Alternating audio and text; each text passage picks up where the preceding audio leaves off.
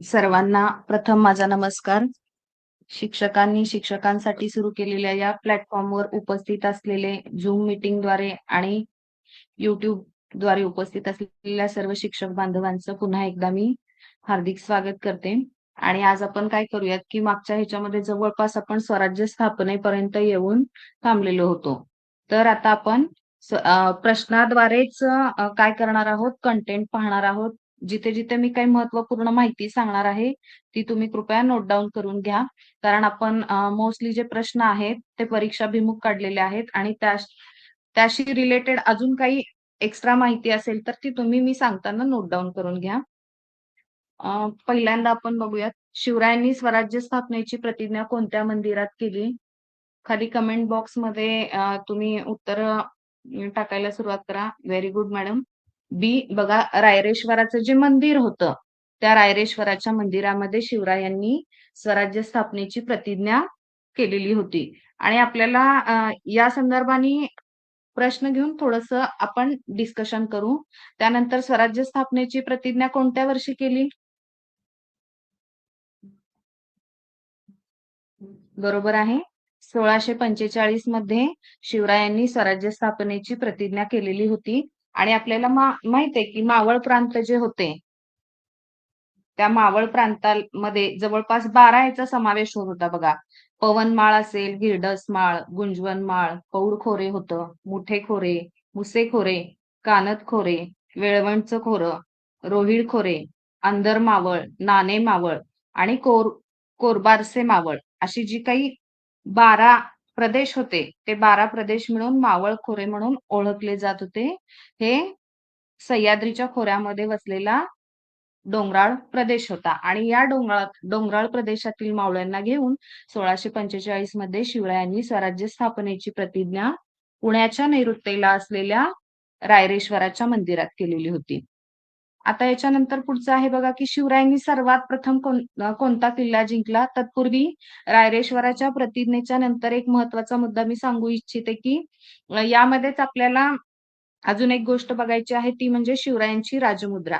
तर ह्याच्यावर कुठल्या अनुषंगाने प्रश्न येऊ शकतात की शिवरायांची राजमुद्रा कोणी तयार केली होती? आपल्याला सर्वांना माहिती आहे की शिवरायांची राजमुद्रा ही छत्रपती शहाजीराजांनी तयार केलेली होती.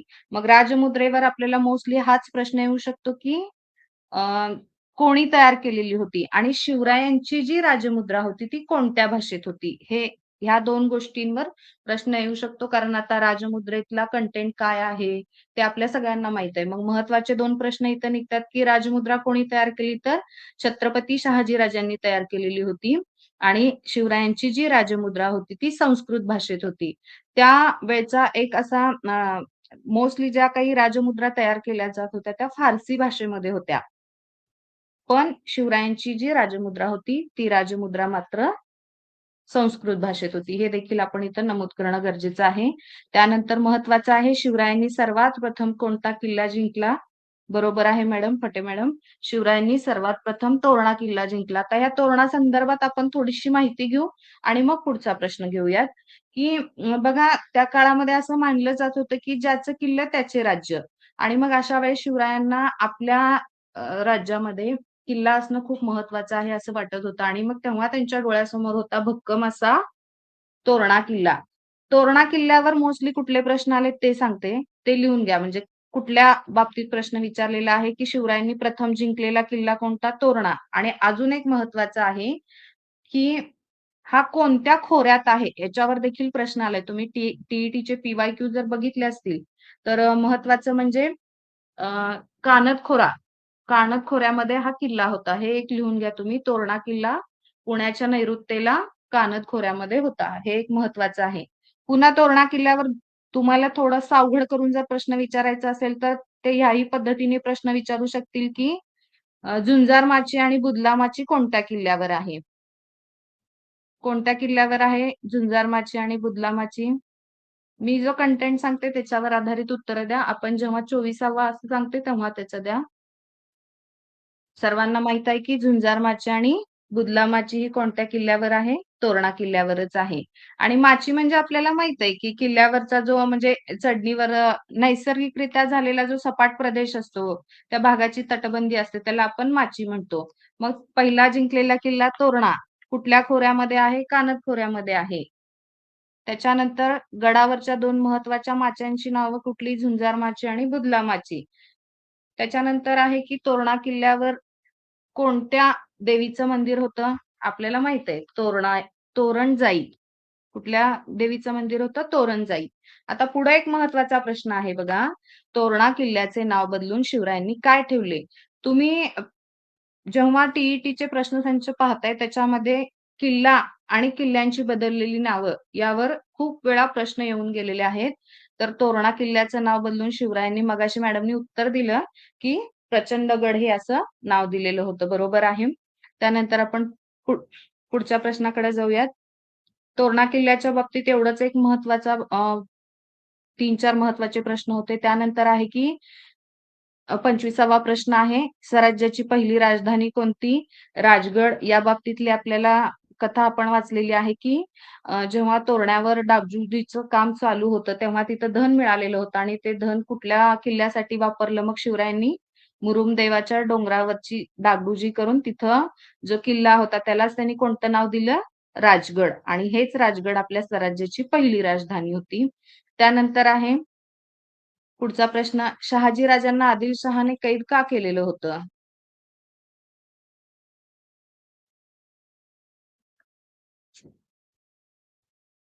का केलेलं होतं सांगा बघू? शहाजी राजांना आपण पाहिलेलं होतं की बऱ्याच वेळा शहाजी राजे जे होते ते आदिलशाहीकडून निजामशाहीकडे, निजामशाहीकडून आदिलशाहीकडे, मुघलांकडे गेलेले होते.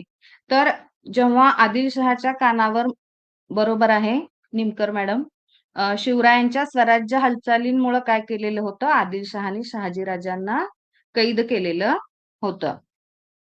नेक्स्ट, जावळीच्या मोऱ्यांवर तुम्हाला कुठला प्रश्न येऊ शकतो बघा? जावळीचे जे चंद्रराव मोरे होते त्यांना जो किताब आहे चंद्रराव हा कोणी दिला होता? चंद्रराव हा किताब कोणी दिला होता?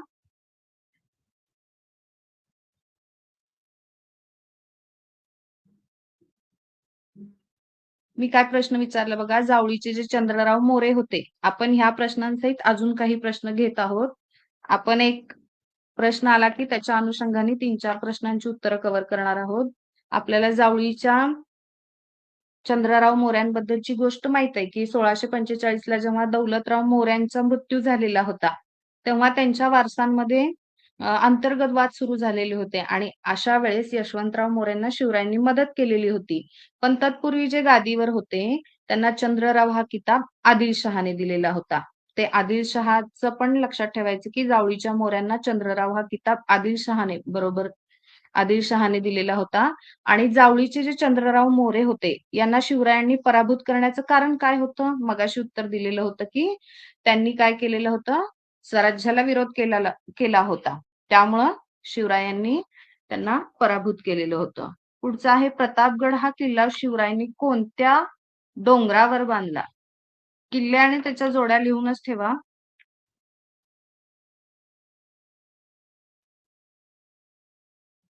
बरोबर आहे, भोरप्या डोंगरावर. प्रतापगड हा किल्ला बरोबर मॅडम, फटे मॅडम. प्रतापगड हा किल्ला शिवरायांनी भोरप्या डोंगरावर बांधलेला होता. मगाशी कुठला झाला आपला? तोरणा. तोरणा किल्ल्याचं नाव बदललेलं कुठलं होतं? प्रचंडगड. पुन्हा राजगड, मुरुमदेवचं डोंगर. प्रतापगड, भोरप्या डोंगर.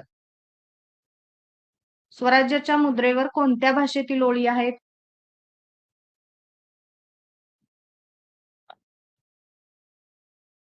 बरोबर, बरोबर. संस्कृत भाषेत मी सांगितलं की ही मुद्रा शहाजी राजांनी तयार केलेली होती आणि ती संस्कृत भाषेतील होती. त्यानंतर पुढचा महत्वाचा प्रश्न आहे, विजापूरच्या दरबारात शिवरायांना जिवंत किंवा मृत पकडून आणण्याचा विडा कोणी उचलला? बरोबर, अफजल खान. आता इथं तुम्हाला प्रश्न कोणत्या अनुषंगाने अजून विचारू शकतील की अफजल खानाची आणि शिवरायांची भेट कोठे ठरली? 32वा प्रश्न घेऊ आपण. शिवराय आणि अफझल खान यांची भेट प्रतापगडाच्या पायथ्याशी ठरली. बरोबर.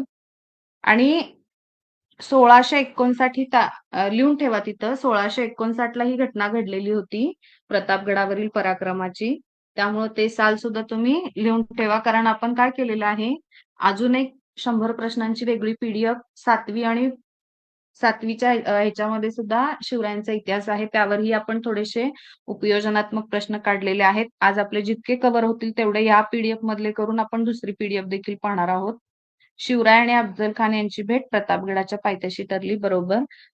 पुढचा प्रश्न, अफझल खानासोबत त्याचा कोणता सशस्त्र शरीररक्षक आला होता?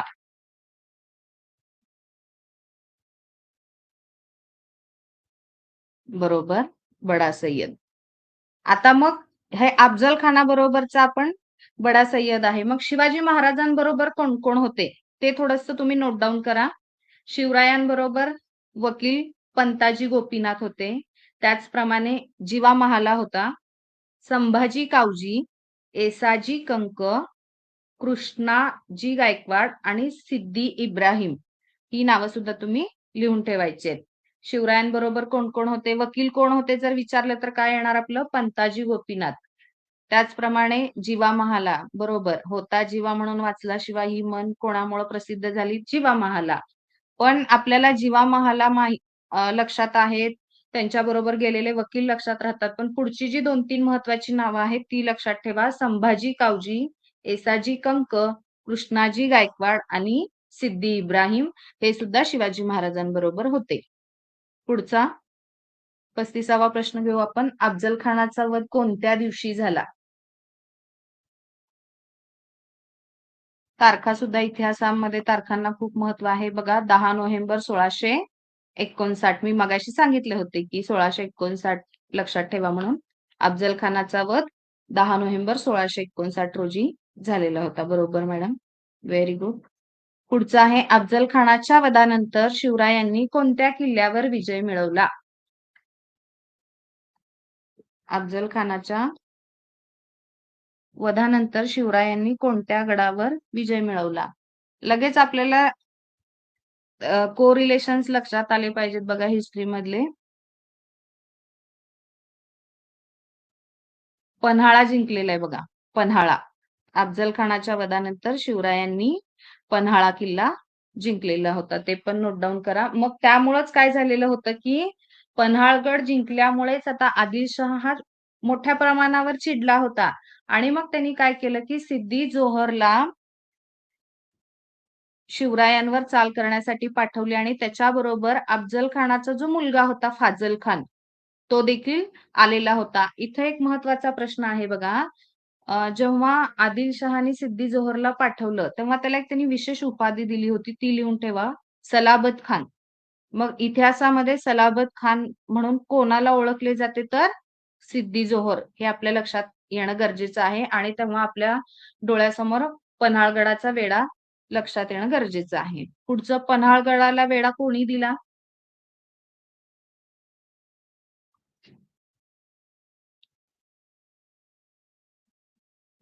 बरोबर, सिद्दी जोहर. सिद्दी जोहरलाच कोणतं नाव दिलेलं होतं? सलाबत खान. हे सुद्धा तुम्ही काय करा, लक्षात ठेवा. त्यानंतर पुढचा महत्वाचा प्रश्न आहे की पन्हाळ्याच्या वेढ्यातून निसटताना शिवरायांसारखे रूप कोणी धारण केले? बरोबर, शिवाकाशीत.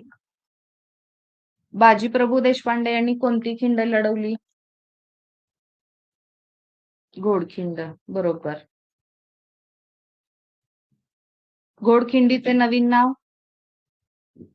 खूप छान, पावनखिंड. पुढचा प्रश्न, आपण धावता आढावा घेतोय बघा, सगळा कंटेंट कव्हर होणार नाही म्हणून जो आपल्याला परफेक्ट माहिती आहे त्याचे आपण प्रश्न स्वरूप घेत आहोत. शाहिस्ते खान हा नात्याने औरंगजेबाचा कोण होता? सगळ्यांना माहित आहे की. बरोबर, मामा होता. बरोबर सर, व्हेरी नाईस. पुढचा प्रश्न, शाहिस्ते खानाने पुण्यात येऊन कोणत्या वाड्यात मुक्काम ठोकला होता? बरोबर, लाल महालामध्ये तो थांबलेला होता. आणि इथली तारीख आपण आता लक्षात घेणार आहे पुढे प्रश्नामध्ये. शाहिस्ते खानावरील हल्ला कोणत्या साली झाला? बरोबर. 5 एप्रिल 1663 मध्ये शाहिस्ते खानावर शिवराय यांनी काय केलेलं होतं? रात्रीच्या आपल्याला माहित आहे की जेव्हा लग्नाची वरात निघालेली होती त्यामध्ये शिवरायांनी काही मावळ्यांनी प्रवेश केला आणि 5 एप्रिल 1663 मध्ये त्यांनी त्यांच्यावर हल्ला केलेला होता. बरोबर. पुढचा.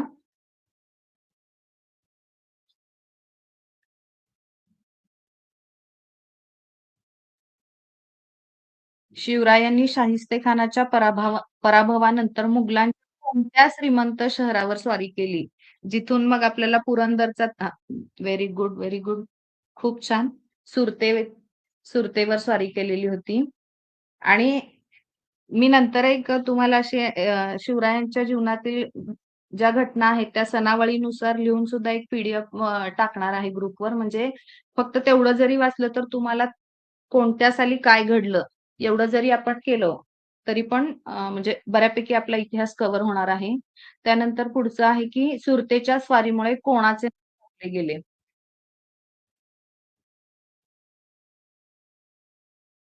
आता आपल्याला इथं माहिती असलं पाहिजे की मुळात सुरत ही कोणाच्या ताब्यात होती? बरोबर. मुघलांच्या ताब्यामधलं हे महत्वाचं असं शहर होतं त्या काळचं संपन्न आणि शिवरायांनी स्वराज्यासाठी काय केलेलं होतं? स्वराज्यामध्ये संपत्तीची जी गरज होती त्याच्यावरच त्यांनी वार केलेला होता आणि सुरत लुटलेली होती. त्यामुळेच औरंगजेब चौताळलेला होता. त्यानंतर पुढचा महत्वाचा प्रश्न आहे. मुघल सरदार मिर्झा राजे जयसिंग यांच्यासोबत कोणता क्रूर सरदार आलेला होता? बरोबर. खूप छान.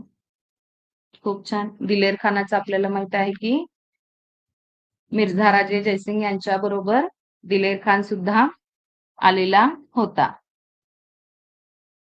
पुरंदरला जेव्हा मुघलांनी वेढा घातला तेव्हा त्या दिलेर खानाने जेव्हा पुरंदरला वेढा घातलेला होता तेव्हा कोणी आपल्या प्राणांची आहुती दिली?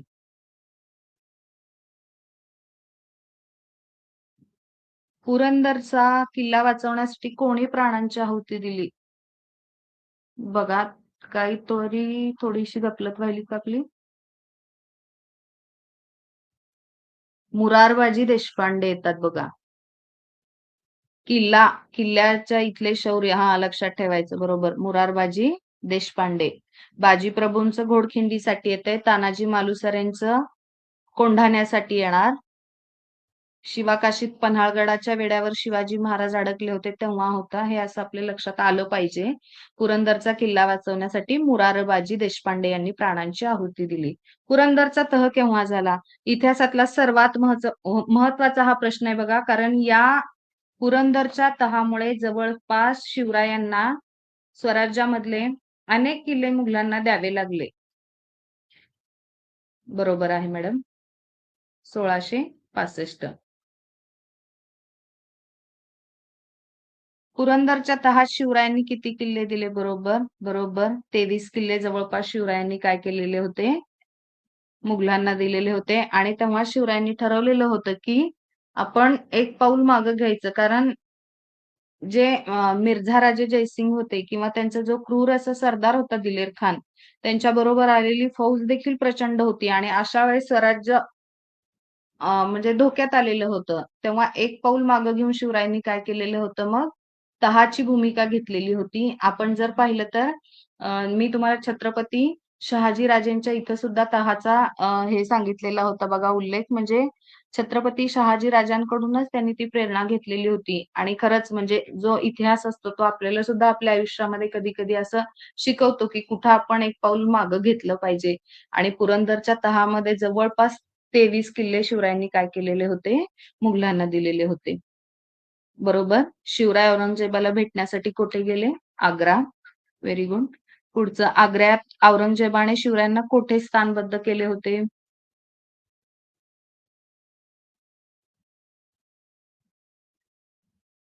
बरोबर आहे. आपल्याला इथं आता पेटाऱ्याची गोष्ट वगैरे सर्व माहित आहे. त्यामुळे फक्त धावता आढावा आपण घेतोय. त्यानंतर 53वा प्रश्न आहे. आग्र्याहून सुटण्यासाठी शिवरायांनी काय युक्ती केली? बरोबर. बरोबर. Very nice. मिठाईच्या पेट्यातून ते बाहेर पडले. पुढचा आहे, शिवराय आग्र्याहून सुटले तेव्हा त्यांच्यासोबत कोण होते? हा एक महत्वाचा प्रश्न आहे बघा. 54वा प्रश्न नोट डाऊनच करायचा आहे. आपल्याला माहित आहे शिवाजी महाराजांबरोबर आग्र्याला कोण कोण होते? Very good madam, very nice. Sambhaji Maharaj आणि हिरोजी फर्जंद होते. बरोबर. त्यानंतर पुढचा प्रश्न आहे शिवरायांनी संभाजी महाराजांना कोठे सुरक्षित ठेवलेले होते?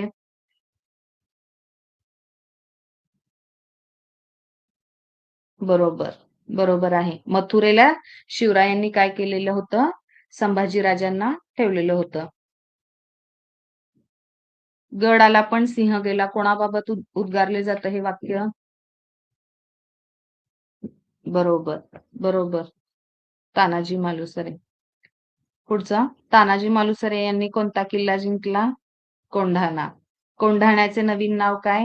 हे आपल्याला सगळं माहिती आहे, फक्त आपण धावता आढावा देतोय. कोंढाण्याचे नवीन नाव काय? आपण जिथं चुकलोय ना ते मात्र नोट डाऊन करून ठेवा. सिंहगड. बरोबर.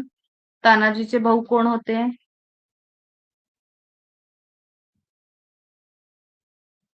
बरोबर.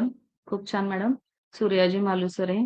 तानाजी मालुसरे कोणत्या गावचे राहणारे होते? हे प्रत्येक प्रश्न आपल्या इयत्ता 4थीच्या इतिहासाच्या पुस्तकातल्या म्हणजे पुस्तकांवरचे ऑथेंटिक प्रश्न आहेत, हे सोडून तुम्हाला येणारच नाहीत दुसरे प्रश्न पेपर 1ला तर. तानाजी मालुसरे बरोबर उमरठे गावचे होते. पुढचा प्रश्न शिवरायांचा राज्याभिषेक कोणत्या किल्ल्यावर झाला? बरोबर रायगड. आता आपण इथं घेऊ रायगडचं मूळ नाव काय होतं? रायगडचं मूळ नाव नाही, राजगड नाही, रायरी. रायरीच्या किल्ल्याला शिवरायांनी काय केलेलं होतं? रायगड हे नाव दिलेलं होतं. हा बरोबर मॅडम, रायरी. हा. शिवरायांचा राज्याभिषेक कोणत्या साली झाला? हे तर आपल्या सर्वांनाच माहित आहे की सांगा. बरोबर, बरोबर. 6 जून 1674 मध्ये शिवरायांचा राज्याभिषेक झालेला होता. आणि या राज्याभिषेकाच्या ह्याच्यामधले 3-4 प्रश्न आपण लक्षात ठेवायचे. गागा भट्ट. गागा भट्ट जे पंडित आलेले होते पौराहित्य करण्यासाठी, त्यांचं नाव लक्षात ठेवायचं आहे की गागा भट्ट कोठून आलेले होते? तर काशीहून आलेले होते. मूळचे त्यांचे घराणे कुठले होते? तर पैठणचे होते. या 2 गोष्टी आपण लक्षात ठेवायच्या आहेत. 6 जून 1674 ही तारीख महत्वाची आहे. राज्याभिषेकाचा सोहळा कोणत्या विद्वानाने संपन्न केला? बरोबर, बरोबर. गागा भट्टांनी केला. आपण सुरुवातीच्या ह्याच्यामध्ये जेव्हा मी शक संवत वगैरे सांगितले होते, तेव्हा ह्याबद्दल माहिती दिलेली होती बघा. राज्याभिषेकानंतर शिवरायांनी कोणती नवी कालगणना सुरू केली? बरोबर. राज्याभिषेक शक. आणि शालिवाहन शकाचं पण मी सांगितलेलं होतं की शालिवाहन राजाने जेव्हा शकांचा पराभव केलेला होता, तेव्हापासून शालिवाहन शक सुरुवात झाली. विक्रम संवतचं पण तसंच आहे. शकांचा पराभव केल्यानंतर विक्रम संवतची सुरुवात झालेली आहे. पुढचं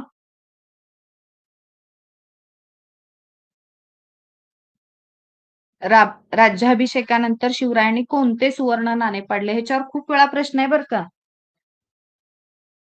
सोन्याचं नाणं कोणतं होतं आणि तांब्याचं कोणतं होतं? ह्याच्यावर देखील खूप वेळा प्रश्न परीक्षेमध्ये आलेले आहेत. बरोबर. सोन्याचा होन होता, हे लक्षात ठेवायचं. बरोबर. आणि अजून एक महत्वाचं आहे बघा. 1674 मध्ये जेव्हा शिवाजी महाराजांचा राज्याभिषेक झाला, त्याच्यानंतर शिवाजी महाराजांना शककर्ते राजे असे म्हणून ओळखले जात होते. मग काही वेळेस त्यांनी असं राज्याभिषेकाची घटना देऊन त्याच्यावर एक 2-3 स्टेटमेंट देऊन सुद्धा तुम्हाला विचारू शकतात. आणि अजून एक ह्याच्यामध्ये महत्वाचं होतं की इंग्रजांचा जो ऑक्झिडेन नावाचा वकील होता, तो देखील इथे उपस्थित होता. ती एक महत्वाची बाब आपल्याला राज्याभिषेकाच्या बाबतीत लक्षात ठेवायची आहे. त्यानंतर पुढचा प्रश्न आहे की शिवरायांनी दक्षिणेत दक्षिण मोहिमेत कोणाची भेट घेतली?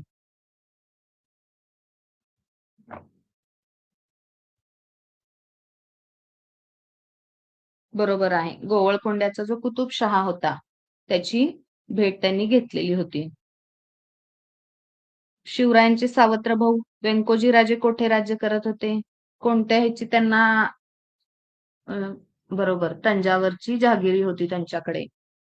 दक्षिण मोहिमेतील सर्वात महत्वाचा जिंकलेला किल्ला कोणता होता शिवरायांनी? बरोबर, जिंजी पण होता आणि वेल्लोरचा पण किल्ला होता. आणि हेच जे जिंजी होता आपल्याला माहित आहे, हा जिंजी किल्ला कुठे आहे? चेन्नईच्या दक्षिणेला आहे. आणि जे काही मागच्या वर्षी काय म्हणतात त्याला, आपल्या किल्ल्यांना जे राष्ट्रीय जागतिक वारसा स्थळांमध्ये या जिंजीचा सुद्धा समावेश आहे बघा, ते सुद्धा लक्षात ठेवा तुम्ही. जिंजीचा किल्ला चेन्नईच्या दक्षिणेला आहे.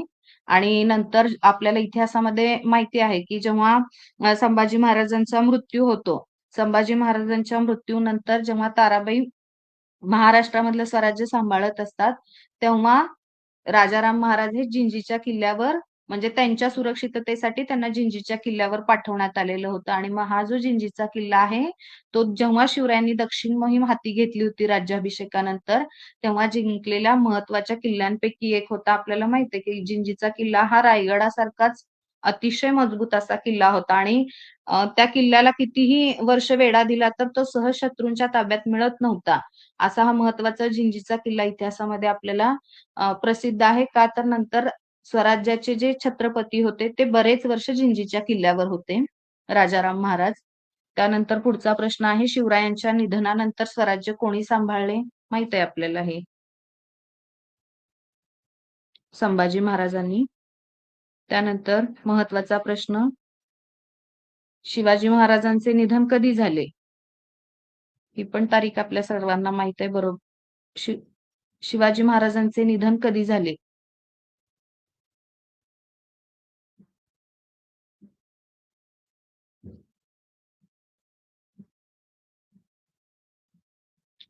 सर्वांना माहित आहे की शिवाजी महाराजांचे निधन निधन तुम्ही, मी कोणता प्रश्न विचारते? 70व्या प्रश्नाचं उत्तर द्या मला. बरोबर, राऊत मॅडम बरोबर. बरोबर, 3 एप्रिल 1680 मध्ये शिवरायांचे निधन झालेले होते. पुढचा महत्वाचा प्रश्न, शिवरायांच्या अष्टप्रधान मंडळाचे प्रमुख कोण होते? आपल्याला हे अष्टप्रधान जे मंडळ आहे, ते अष्टप्रधान मंडळ तुम्ही कोणत्या पद्धतीने पाठ करताय ते करा, पण तुम्हाला ह्याच्यावर एक प्रश्न असतो म्हणजे असतोच. शिवरायांचे अष्टप्रधान मंडळ जे आहे, तो खूप आपल्या ह्याच्यामधला महत्वाचा प्रश्न आहे बघा. म्हणजे जिथं आपले मार्क जाऊ शकतात त्याच्यामध्ये हा अष्टप्रधान मंडळ आहे. त्या अष्टप्रधान मंडळातील ज्या व्यक्ती होत्या त्यांचे आपल्याला पद लक्षात ठेवायचे आहेत. त्याच्यामध्ये मुख्य प्रधान कोण होते? मोरो त्रिंबक पिंगळे, लक्षात ठेवायचं. मोरो त्रिंबक पिंगळे प्रधान. आणि त्याचं काम, मग काय होतं प्रधानाचं काम? तर त्याच्या नावामध्येच आहे की राज्यकारभार चालवणे. त्यानंतर अमात्य कोण होते? अमात्य रामचंद्र, असं पाठ करायचं. अमात्य रामचंद्र राज्याचा जमा खर्च पाहणे, असं एक स्टेटमेंट तुम्ही तयार करूनच पाठ करा. सेनापती सर्वांच्या लक्षात राहतात, कारण हंबीरराव मोहित्यांचं आपल्याला माहित आहे की जेव्हा ताराबाईंनी सॉरी सोयराबाईंना वाटत होतं की राजाराम महाराज सत्तेवर आले पाहिजेत, पण तेव्हा सेनापती म्हणून हंबीरराव मोहित्यांनी बहिणीची बाजू न घेता संभाजी महाराजांच्या बाजूने ते उभा राहिले होते. आणि संभाजी महाराजांचा राज्याभिषेक झाला होता, त्यामुळे हंबीरराव मोहिते आपल्या लक्षात राहतात सेनापती म्हणून. त्यानंतर पुढचा महत्वाचा प्रश्न, सुमंत या पदाचे काम काय होते? सुमंत. आणि सुमंत हे कोण होते अष्टप्रधान मंडळामध्ये? तर रामचंद्र डबीर जे होते ते सुमंत होते. आणि परराज्यांशी, बरोबर बरोबर सर, परराज्यांशी संबंध ठेवणे हे महत्वाचं काम सुमंत करत होते. धार्मिक कार्यासाठी अष्टप्रधान मंडळामध्ये कोणते पद होते? बरोबर, पंडितराव. पुढचा महत्वाचा प्रश्न आहे, गडावरील जमा खर्चाचा हिशोब ठेवण्याची जबाबदारी कोणाची होती?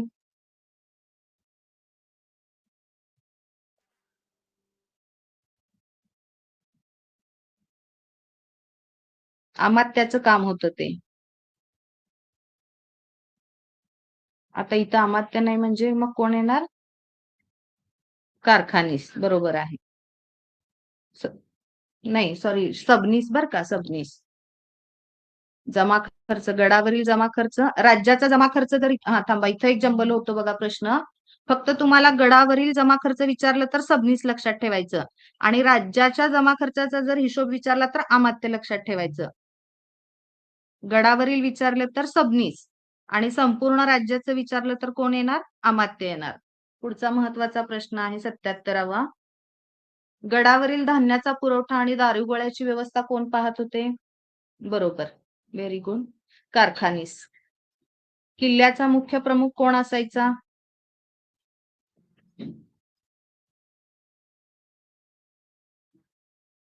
बरोबर. तिथं हवालदार शब्द आल्यामुळे थोडंसं हे झालं आपल्याला. किल्लेदार हा किल्ल्याचा मुख्य असायचा. पुढचा प्रश्न सर. शिवाजी महाराजांनी आरमाराचे मुख्य केंद्र कोठे बनवले?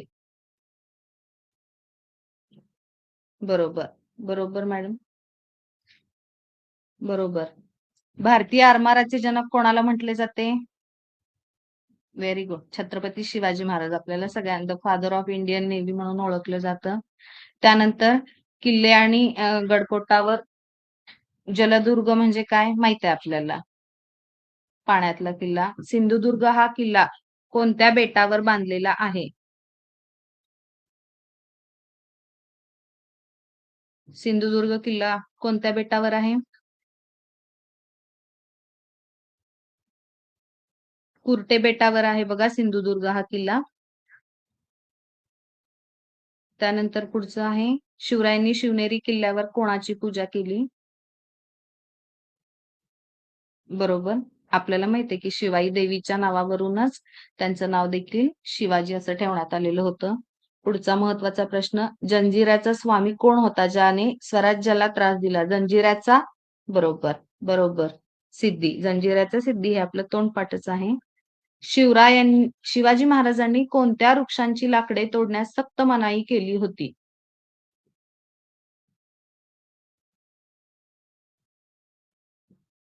85, बरोबर आहे सर. आंबा आणि फणस या वृक्षांची लाकडे तोडण्यास त्यांनी सक्त मनाई केलेली होती. किल्ल्यावरील इमारतींच्या दुरुस्तीसाठी कोण जबाबदार असे? दुरुस्ती कोण करत होतं? किल्ला किल्ला कोणाकडे होतं महत्वाचं? मगाशी येऊन गेलाय तो प्रश्न. कारखानीस. पुढचा प्रश्न, सह्याद्रीच्या डोंगररांगात शिवरायांनी बांधलेल्या किल्ल्यांची संख्या अंदाजे किती होती? हे पण माहित आहे सर्वांना. 87वा प्रश्न, अंदाजे किती होते किल्ले शिवरायांच्या स्वराज्यामध्ये? 300हून अधिक किल्ले होते. पुढचा महत्वाचा प्रश्न, गडकोट म्हणजे काय? बरोबर, गडकोट म्हणजे काय? 88वा प्रश्नाचं उत्तर काय ते?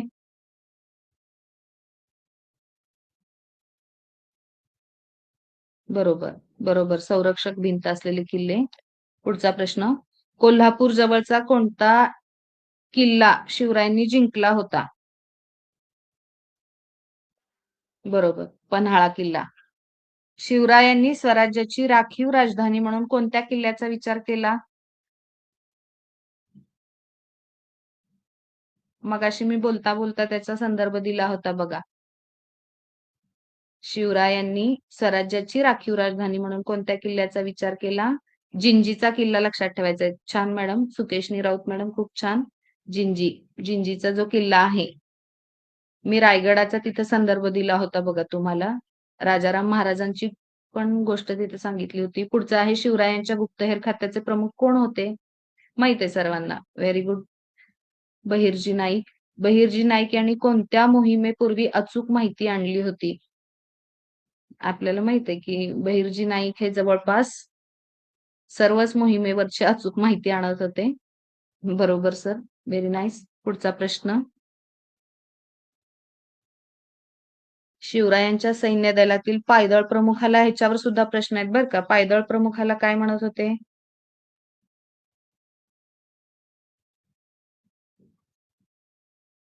सरनोबत.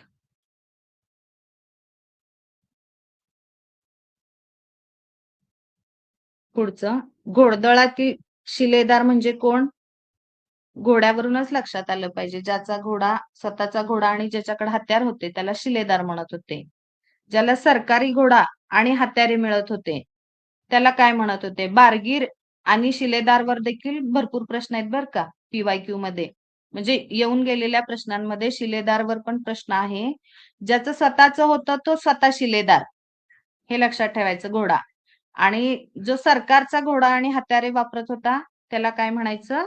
बारगीर. बार्गेनिंग असं काहीतरी एक लॉजिक लावून तुम्ही लक्षात ठेवा. पुढचं आहे, हे राज्य व्हावे ही श्रींची इच्छा आहे, हे विधान कोणाचे होते?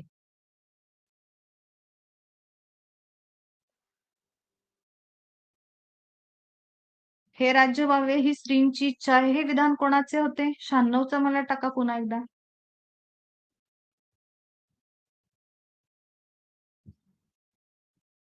नाही. शिवाजी महाराजांचं होतं. हा बरोबर मॅडम, राऊत मॅडम बरोबर आहे. शिवाजी महाराजांनी जेव्हा रायरेश्वराच्या मंदिरामध्ये प्रतिज्ञा घेतली, तेव्हा शिवरायांच्या तोंडून आलेलं हे वाक्य आहे, हे राज्य व्हावे ही श्रींची इच्छा आहे. बरोबर. पुढचं, शिवरायांनी स्वराज्यात कोणाला मुख्य शत्रू मानले होते?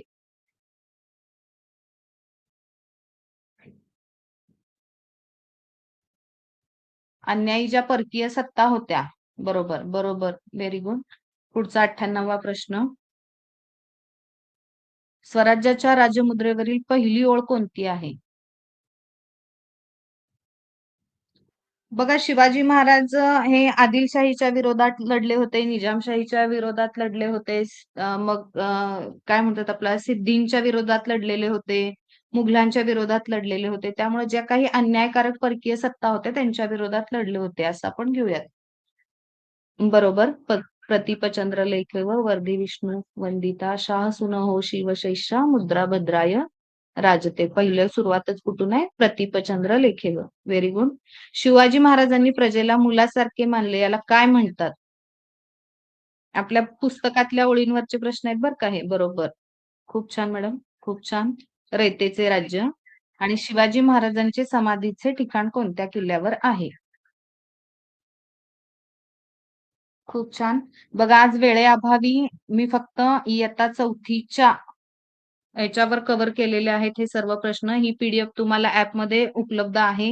याशिवाय अजून जे काही 100 उपयोजनात्मक प्रश्न आहेत, कारण आपण जर पाहिलं तर शिवरायांचा जो इतिहास आहे तो फक्त 4थी पुरता मर्यादित नाही तर 7वीला देखील डीप मध्ये आहे.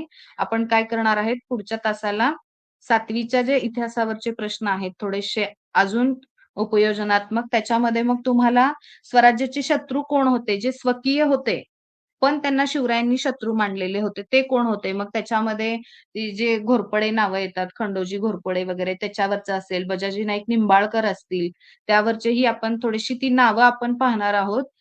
ती जर आपण एकदा एक 8-10 नावं म्हणजे जे शत्रू होते, कारण आपल्याला काय येते बऱ्याच वेळा PYQ म्हणजे TET मध्ये असे प्रश्न येतात, 4 नावं दिलेली असतात आणि याच्यामध्ये शिवाजी महाराजांच्या सोबती असलेले कोण होते ते विचारतात. मग एक कोणीतरी ते स्वकीय होता पण शत्रू होता. पण आपल्याला काय वाटतं, की हे महाराष्ट्रीयन नाव आहे, मग हे नसेल. मग एखादं दुसरं नाव आपल्याला विसंगत वाटलं, की आपण त्याला हे करतोय, पण नाही. स्वराज्यामध्ये जे काही शिवाजी महाराजांचे सगळे सोयरे पण होते, ते देखील त्यांचे शत्रू होते. ते कोण-कोण होते?